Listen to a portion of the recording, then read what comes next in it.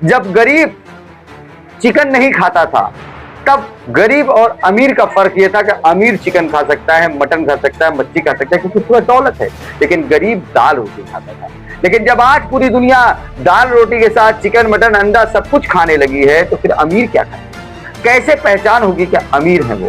तो अब उन अमीरों ने नया फंडा अपनाया। सभी जानवर तो खा लिए, अब इंसान बाकी है, और इंसान खाना शुरू कर दिए। और एपेस्टीन फाइल आया जिसमें ये बात इनकलाब news live, the social media news platform. Please subscribe and share. नमस्कार दोस्तों, आप देख रहे हैं इनकलाब न्यूज लाइव में फारूक शाह, और इस वक्त फिर आज ईरान और इजराइल की जंग की बात करते हैं। लेकिन जंग कब शुरू हुई, क्यों शुरू हुई, कैसे शुरू हुई, इस पर चर्चा करेंगे। सबसे पहले बता दूं कि ईरान और इजराइल के वार में आपको शॉर्ट में समझा देता हूं कि सोशल मीडिया पर आप किसी भी प्लेटफॉर्म पर जाते हैं और जहां खबरें आपको सत्यता में 95% बेहतर मिलती हैं, उन चैनलों पर आपको ये खबर मिलेगी कि ईरान सभी देशों पर भारी पड़ रहा है, खास करके उन देशों पर जो अमेरिका और इजराइल का साथ दे रहे हैं। लेकिन अगर आप उसका उल्टा किसी अन्य सोशल साइट पर जाते हैं जो हमेशा से मुस्लिम विरोधी रहे हैं, उनके सोशल साइट पर, उनके चैनलों पर आपको यही देखने को मिलेगा कि अमेरिका, इजराइल ईरान पर भारी पड़ रहा है। वो बार बार यही दिखाने की कोशिश कर रहे हैं कि ईरान चारों तरफ से घिर गया है और ईरान पर काफी बमबारी हो रही है, ईरान एकदम कमजोर होने को लगा है। लेकिन अगर आप देखेंगे तो जितना वो ये बातें बता रहे हैं, वो साफ साफ झलक रहा है उनकी बातों में कि ईरान की दहशत शायद सिर्फ अमेरिका इजराइल में नहीं है, बल्कि उन चैनलों को भी है कि जिनको ये काम सौंपा गया है। फिलहाल उन विषयों पर बात न करते हुए हम इस बात पर आते हैं कि अगर ईरान और इजराइल में और अमेरिका में जो जंग छिड़ गई है, वो जंग होने का कारण क्या है? कैसा इत्तेफाक है? आखिर क्या कारण है? जहां एक तरफ 3-4 महीने पहले ही ईरान, इजराइल और फिलिस्तीन को लेकर के मामले उठाए गए और अमेरिका ने हस्तक्षेप किया, और फिर जब बम गिराया गया और जंग चालू हुआ तो ईरान इजराइल पर भारी पड़ा। ऐसे में अमेरिका ने जंग रोकने की बात कही और वार्तालाप करके जंग रोक दी गई। वहां पर भी ईरान भारी था, लेकिन उसके बाद शांति व्यवस्था बनी और कुछ समय बीता ही है। और ऐसे में जैसे ही अभी शांति वार्ता चल ही रही थी, अमेरिका बार बार कह रहा था और ये चर्चे में थी बात कि अभी शांति की बात चल रही है और हो सकता है इसमें बीच का कोई रास्ता निकाला जाए। तब तक बिना बोले, बिना बताए, धोखे से अमेरिकन और ये आपका इजराइल ईरान पर बमबारी कर देता है, जिसमें वहां के सर्वे सर्वा का देहांत हो जाता है। इसके बाद जो जंग छिड़ गई वो काफी भयानक हो गई। आज पूरे साइट पर कहीं पे भी जाएंगे आप, पूरे न्यूज में दिन भर चर्चा ईरान की चल रही है। लेकिन अब मैंने कहा कि सवाल ये उठता है कि ईरान की जंग की शुरुआत हुई क्यों? क्या वजह थी जो इत्तेफाक ऐसे ही जंग चालू हो गई? उस वजह को जानने के पहले ये देखना जरूरी है कि इससे पहले कोई बड़ी घटना तो नहीं घटी। तो एक बड़ी घटना है जो पूरी दुनिया को झकझोर कर रख दिया। सुना होगा आपने कि लोग अपने को बड़ा दिखाने के खातिर अपने व्यंजन को चेंज कर देते हैं ताकि हमारे व्यंजन गरीबों के व्यंजन से अलग हो। हम कुछ ऐसा खाएं जिससे हमारी सेहत कुछ अलग हो, हमारी उम्र कुछ अलग हो। इसी कड़ी में व्यंजन की भूख ने और अपने आप को बड़कपन दिखाने की ललक ने उस हद को पार कर दिया जहां इंसान की सारी मानवता खत्म हो जा रही है।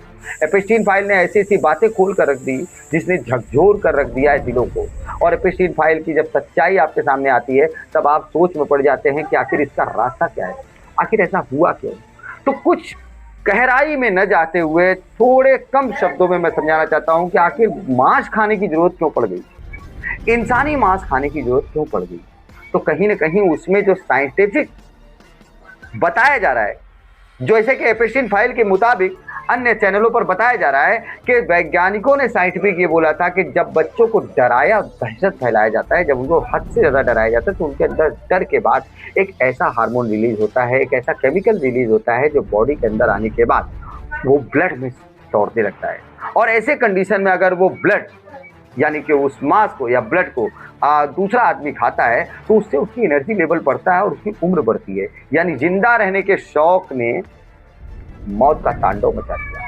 लाखों करोड़ों हर देश से एवरी ईयर गायब होते हैं लोग जो मिलते ही नहीं। आखिर कहाँ जाते हैं वो लोग? कौन सी जमीन और आसमान में गुम हो जाते हैं? कहीं एपेस्टीन जैसे फाइल के अंदर दफन नहीं हो जाते?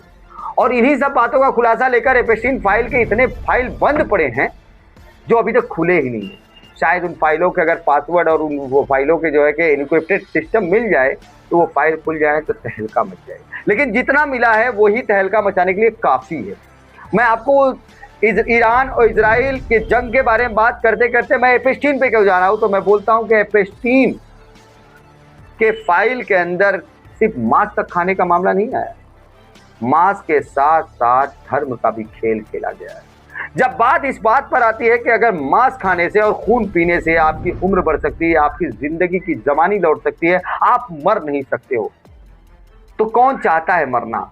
और फिर इस मरने के खेल में और जीने के खेल में जो हो सके वो करेंगे। जब इंसान अपने सामने मासूम बच्चों का कत्ल होते देख सकता है या खुद कत्ल करके उसके ताज़ा खून को पी सकता है, तो फिर उसके अंदर धर्म कहाँ रह गया, मजहब कहाँ रह गया? वो कौन से मजहब का रह जाएगा? क्योंकि मजहब तो सिखाता ही नहीं कि आप मानवता को भूल जाओ। लेकिन वहीं एपेस्टीन फाइल में ये बात सामने आई और एक बहुत बड़ी बात सामने आई।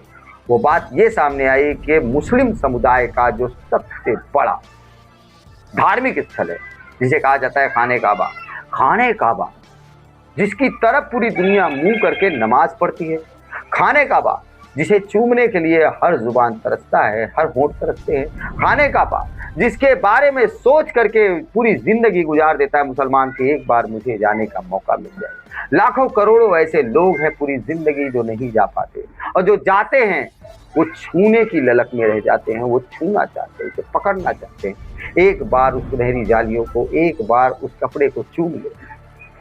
ये तमन्ना लेकर जाते हैं, हजारों आंसू, दुआएं और न जाने क्या क्या दिल में जो भी होता है जख्म, वो सब उस कपड़े के आगे निछावर कर देते हैं।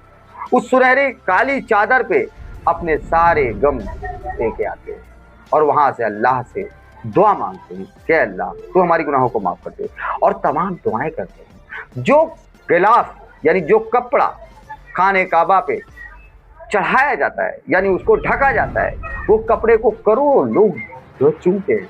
और ऐसा क्या हो गया कि एपेस्टीन फाइल में खाने काबा के गिलाफ के कई टुकड़ों का मामला है, 3 टुकड़ों का मामला है, बाहरी, अंदर और सामने। ये क्या है? सुनहरी जो है सोने के तारों से जो लिखा हुआ जाता है, ये सारी चीज़ें जो अभी अभी आई हैं, अलग अलग सोशल मीडिया से हमने देखा है। तो ये सारी चीज़ें वहाँ पहुँचने का कारण क्या हो सकता है? तो कहीं ना कहीं ये तंत्र विद्या या फिर कह लीजिए जादू टोना जैसा खेल भी एपेस्टीन की दुनिया में चल रहा था। और वहाँ पर ये बात मान लिया जाए कि खाने काबा का अगर वहाँ पे कपड़ा पहुँचाया गया तो कहीं ना कहीं कोई बहुत बड़ी तैयारी थी जिंदगी को बढ़ाने की। और जिंदगी बढ़ाने के लिए अब उन चीज़ों की जरूरत पड़ गई जो वाकई में जिस पर लोगों का, लाखों करोड़ों का लोगों का यकीन होता है। उस यकीन के तहत उस कपड़े को लाया गया। मैं दावे के साथ ये बात तो नहीं कहता हूँ, लेकिन कहीं न कहीं अगर तार जुड़ते हैं, जब खून पी सकता है तो मजहब भूल सकता है, और जब खून पीने के लिए वो मासूम बच्चों का बलि चढ़ा सकता है और ताज़ा खून पी सकता है, बलात्कार जैसी घटनाओं को अंजाम दे सकता है, नाबालिग बच्चों जैसी के साथ तमाम तरह की हरकतें कर सकता है, वो खाने काबा के गिलाफ वहाँ पे ले जाने का मकसद क्या है? तो कहीं न कहीं कुछ न कुछ इसमें भी बहुत बड़े राज हैं जो फाइलों में दबे हुए हैं। अब बात आती है कि वो कपड़ा पहुंचा कैसे? सऊदी अरब सबसे सिक्योर, सबसे मजबूत और सबसे धार्मिक स्थल, जहां से वो कपड़ा रिलीज होता है और एपेस्टीन की दुनिया में पहुंचता है। जिस व्यक्ति के द्वारा पहुंचता है वो दुनिया का सबसे ताकतवर लोगों के नामों में शुमार है, और ऐसे आदमी का एपेस्टीन फाइल में नाम आता है। और आज मैं आपको बताता हूं कि मुझे एक नई आईने की रोशनी नजर आ रही है कि एपेस्टीन फाइल के बाद ईरान पर हमला हो गया, और हमला करने की जगह अरब, अमेरिका हो या फिर इजराइल हो, उन्होंने जगह चुना सऊदी अरब। अरब का कोई भी गल्फ कंट्री कुछ भी हो, अरब चुना, और अरब की धरती से ईरान पर हमला कर दिया गया। तो कहीं न कहीं कोई बड़ी चीज छुपाने की कोशिश की जा रही है, और उस चीज की तरफ से गुमराह करने की कोशिश की जा रही है जो एक तूफान बनकर आने वाला था एपेस्टीन फाइल के रूप में। लेकिन उस चीजों को डाइवर्ट करने के लिए ईरान युद्ध छेड़ दिया गया। और ये दावा मैं नहीं करता हूं, सोशल मीडिया पर आप जाकर देख सकते हो। लोगों के जहन में आता तो है पर बता नहीं सकते, सोचते तो हैं पर कह नहीं सकते, समझते तो हैं पर समझ में आ नहीं पाता, क्योंकि कहानी क्या है ये समझ से परे हो जाता है। बड़े लोगों की बड़ी बातें, लेकिन हम इतना कहेंगे कि छोटे लोग उनसे बहुत अच्छे हैं। उन खुखार दरिंदों से छोटे लोग अच्छे हैं जो कम से कम खाने पीने के मामले में इतना तो पहचानते कि इंसान और जानवर में फर्क होता है, जो ये पहचानते हैं कि खाने की चीज क्या है और फेंकने की चीज क्या है, रखने की चीज क्या है, सजाने की चीज क्या है, चूमने की चीज क्या है और बिछाने की चीज क्या है, ये सब भूल गए। एपिस्टीन फाइल में जिन लोगों के नाम आए उन लोगों ने, और उन्हीं लोगों की वजह से इस दुनिया में फिर से वर्ल्ड वार की तरफ पलटवार हो रहा है। तो कहीं ना कहीं मैं दावे तो नहीं करता हूं, लेकिन सोशल मीडिया पर जब मैं जाता हूं और अलग अलग प्लेटफॉर्म पर अलग अलग खबरें देखता हूं तो मुझे हैरानी होती है कि अभी कुछ चंद दिनों पहले, मात्र 15 दिन 10 दिन पहले पूरी दुनिया में एपिस्टीन फाइल घूम रहा था। मुश्किल से 3 से 4 दिन के अंदर ऐसी पूरी दुनिया से भुला दिया गया एपिस्टीन फाइल जैसे कि कभी कोई दुर्घटना हुई ही नहीं। लेकिन जिस धरती से भुलवाया जा रहा है, जिस धरती पे जंग छिड़ी हुई है और जिन लोगों में जंग हो रही है, वो लोग एपिस्टीन फाइल से जुड़े हुए हैं, और जिन पर बमबारी करके जंग की शुरुआत की गई है वो लोग कट्टर धार्मिक थे जो सिर्फ मानवता के प्रति सजग थे। ईरान आज भी कहता है कि हम सऊदी अरब के रहीवासियों पर बम नहीं गिराएंगे, हम मिसाइलें वहां नहीं दाग रहे हैं, हम मिसाइलें तो वहां दाग रहे हैं जहां पर उन्होंने फौजियों को छुपाए हैं अमेरिका में। ईरान कहता है कि हम आपको अभी भी सतर्क कर रहे हैं कि आप अपने रहीवासियों को उन जगहों से हटा दो जहां पर वो आतंकी छुपे बैठे हैं, जिन्होंने धर्म के नाम पर, जिन्होंने मानवता के नाम पर दुनिया को शर्मसार किया। हम उन्हें बख्शेंगे नहीं, क्योंकि उन्होंने हमारे सर्वे सर्वा खामनेई साहब को हलाक किया। तो मैं अंत में, वीडियो लंबा हो जाएगा, मैं इतना ही चाहूंगा, एनालिसिस करो, सोचो, क्या कहीं कोई ऐसा तार तो नहीं जुड़ा है जिसकी वजह से ईरान का जंग शुरू हुआ है? क्या कहीं कोई ऐसी बात तो छुपाई नहीं जा रही है जिसे लोगों के सामने लाने से पहले कोई ऐसी बड़ी घटना ला दिया जाए जिसकी वजह से पुरानी वो खतरनाक फाइल जो दबी है दबी की दबी रह जाएगी? जंग खत्म होने का नाम नहीं ले रही है, और जंग की बातें ऐसी की जा रही है जैसे लग रहा है कि सबके पास रखे हुए हैं एटम बम, बड़े बड़े बम और मिसाइल हैं, वो सालों साल लड़ सकते हैं। क्यों लड़ने की बात की जा रही है? बेवजह लड़ने की बात। तो बेवजह लड़ाई होने का कारण क्या होता है, इस पर एक बार नजर जाना चाहिए। फिलहाल ये सारे वीडियोस में जो भी बातें हमने कही हैं सोशल मीडिया के आधार पर, इन बातों की इंकलाब न्यूज़ लाइव डायरेक्टली दावा नहीं करता, लेकिन इशारे जरूर करता है कि आप भी सोच सकते हैं और समझ सकते हैं और समझने की कोशिश कर सकते हैं। हो सकता है कोई न कोई ऐसा क्लू मिले जिससे मानवता बच जाए। मैं इंसानियत के नाते, इंसान को बचाने के नाते, एक तरफ कोई मार के इंसान खा रहा था, दूसरी तरफ इंसान को मार रहा है, इन सारी चीज़ों को बचाने के लिए इन विषयों को गंभीरता से लेना चाहिए। फिलहाल हमारे चैनल को सब्सक्राइब करिए, लाइक करिए, शेयर करिए। जय हिंद, जय महाराष्ट्र।